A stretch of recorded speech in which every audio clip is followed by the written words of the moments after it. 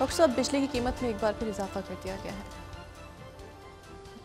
और वो उधर IPPs का इंक्वायरी बैठी हुई है और उधर हाफिज साहब, हाफिज जो नईमुर रहमान साहब हैं, वो IPPs का मसला और गौहर एजाज साहब और उधर जो रौला पड़ा हुआ। ये माशी दहशत गर्दी नहीं तो क्या है? इनके साथ क्या होना चाहिए जिन्होंने, ये नहीं, आप ये नहीं कि यहाँ पे कोई सुरखाब के पर लगाए मुल्क में बिजली बना के डॉलर बनाई भी नहीं, डॉलरों में पैसा लेके, और मुल्क को डॉलर चाहिए और डॉलरों में पैसा ले रहे हैं। पाकिस्तान में डॉलर कम है, डॉलरों में पैसा ले रहे हैं और कहाँ भेज रहे होंगे और कैसे भेज रहे होंगे? ये इतना बड़ा माफिया है ये। मतलब मैं तो इसको देखता हूँ कि क्या इसका मंतकी अंजाम होता है, क्योंकि अब तो आ गया पब्लिक के सामने। अब इसको इसके ऊपर करें, एक्ट करें इसके ऊपर। अच्छा, कमिंग बैक टू बांग्लादेश, मैं उसमें ये जो है ना सेपरेशन और इसके ऊपर एक इल्मी बहस है, क्योंकि मुझे आप देखें ना, मुझे आप ये बताएं कि ये शुमाली कोरिया, ये जो पहली जो इंडो चाइना वॉर हुई है ना, अगर हम उसको दिखा सकें यहाँ पे, तो जो सेकंड मैप है देखें, ये तो इकट्ठे हो गए थे, यानी ये तो एक मुल्क बन गया था ना, जो वियतनाम है, तो वो तो एक मुल्क बन गया था। अब एक मुल्क बना तो फ्रांस आ गया, बीच में जापान आ गया। जापान ने इंपीरियल जापान ने कब्जा किया, वो था फ्रांस कॉलोनी था। तो जापान जैसे ही यहां से निकला, शिकस्त हो गई, फ्रांस आ गया वापस। अब वियतनामियों ने लड़ना शुरू किया उनसे। तो पहले तो ये 7 साल 7 महीने जंग हुई। अगर आप इसको देखें, फर्स्ट इसके थोड़ा सा नीचे करेंगे तो मैं ऊपर देखूं जरा, ये चली है 1900, यानी 7 साल चली है, ठीक है। और उसका नतीजा क्या निकला, ये इधर ये लाओस तक फैल गई थी, कंबोडिया तक फैल गई थी। और आखिर में क्या हुआ, आखिर में ये हुआ कि ये विक्टोरियस हो गई, ये साइड डिफीट हो गई, लेकिन 2 हिस्सों में टूट गया वियतनाम 2 हिस्सों में टूट गया, शुमाली वियतनाम, जनूबी वियतनाम। फिर उसके बाद शुमाली और जनूबी वियतनाम में भी फिर प्रॉक्सीज है ना, एक तरफ जो है वो सोवियत यूनियन और चाइना है, और इधर जो है वो वेस्टर्न अलाइज हैं। फिर इनकी जंग शुरू हुई। अब आप मुझे बताएं कि ये जब शुमाली और जनूबी तो लड़ तो रहे थे आपस में ना, ये तो ये क्या आज़ाद नहीं, इन्होंने उनको भगाया, इन्होंने कॉलोनियल पार्ट्स को भगाया ना। पहले फ्रांस को हटाया, फ्रांस को हटाया तो दूसरे आ गए, वो दूसरे हटाए, उनको भी लड़े आपस में, उन्होंने तोड़वा। इसी तरह कोरिया में कैसे हुआ, कोरिया तो एक था, ठीक है ना। ये कोरियन वॉर स्टेलमेट है, कोरियन वॉर में कोई नहीं जीता। जो कोरियन वॉर है, तो उस वक्त क्या हुआ, 2 अलाइज ने कहा कि हमारा इशू खड़ा हो गया उनका फौरन, ये हमारा, यानी सोवियत यूनियन और अमेरिका तो अलाइज थे ना। तो कोरियन जंग में कोई नहीं जीता, तो क्या नतीजा निकला, स्टेलमेट है। जैसे कि कश्मीर में कोई नहीं जीता, कश्मीर में लाइन ऑफ कंट्रोल है, कश्मीर में इंटरनेशनल बॉर्डर नहीं है, कश्मीर में जंगबंदी है, एक जंग है जो रुकी हुई है एक जगह, यानी एक आप उसको स्टेल कहें, स्टेलमेट कहें, जो भी कहें, ना कोई अभी फतहयाब है, ना किसी ने शिकस्त खाई है, जंग रुकी हुई है, इसीलिए वो लाइन ऑफ कंट्रोल है। इसीलिए उधर से कभी आपको आवाज आती है कि उधर से गोली चली, इधर से चली, फायरिंग हो रही है, उधर भी ऐसे तैयार बैठे, इधर भी तैयार बैठे हैं, बिल्कुल सियाचिन भी। ये वो है जो तस्वीर तलब इश्यूज हैं। और ये जंग खत्म वहां पर क्या है, कोरिया में डीमिलिटराइज जोन होने का, तो थोड़े अरसे के बाद इसको ठीक कर लेंगे। ये 1 साल के लिए बस हो रहा है, जनीवा का मुआहदा हुआ था ना, तो ये नॉर्थ कोरिया में 1-2 साल के बाद खत्म। वो दिन है, आज का दिन है, वो कहीं और गया नॉर्थ कोरिया, साउथ कोरिया कहीं और गया, बिल्कुल। तो आप क्या कहेंगे कि ये सेपरेशन थी या एक दूसरे पे फतह हासिल की थी? दोनों मुल्क हैं, अलग अलग हैं, अक़वाम मुत्तहिदा में भी हैं, क्या कहेंगे इसको?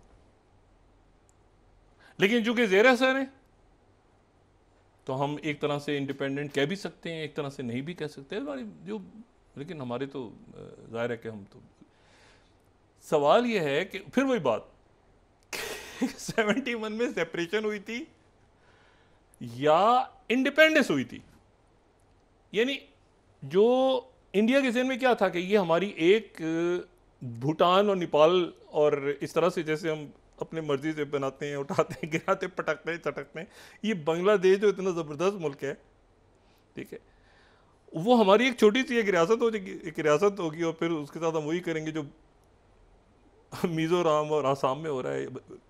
उसी खाते में डाल देंगे उसको, और फिर लुक ईस्ट और लुक वेस्ट और लुक, अब तो इशू ये है ना कि वो जिधर देखता हूँ उधर तू ही तू है, लुक ईस्ट लुक वेस्ट, दाएं बाएं आगे पीछे, वो अजीब हो गई सिचुएशन।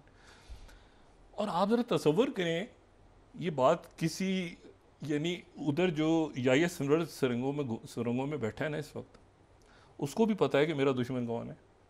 इनको ये समझ नहीं आ रही कि ये चाइना ने किया है या अमेरिका ने किया है या सबने मिलकर कर दिया है, ये क्या हुआ क्या है, इनको कुछ समझ नहीं आ रही। अगर अमेरिका ने किया है तो चाइना चुप क्यों है, अगर चाइना ने किया है तो वो सफ़ेद आदमी कौन था।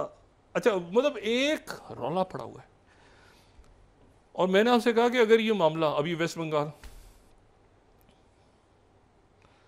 इन्होंने खुद संभालना है, ये मणिपुर का जो है, मैं आपको बताऊं, लोग वहाँ के जो मीडिया के लोग हैं और वहाँ जो दानिश्वर और प्रॉपर जिनकी बातें नहीं सुनते, वो कई सालों से चीख रहे हैं कि ये मणिपुर पे मिज़ोरम पे आप तवज्जो दें, वहाँ नहीं, बात नहीं करेंगे, मारेंगे, गोली मारेंगे, ये जनाब उनकी ये करेंगे, ऐसे करेंगे, वैसे करेंगे। वहाँ पहले अलहदगी पसंदी की तहरीकें चल रही हैं, वो पाकिस्तान बनने से पहले से चल रही हैं। वो आज़ाद सल्तनतें रही हैं बड़ी एक ज़माने में, वो आज़ाद।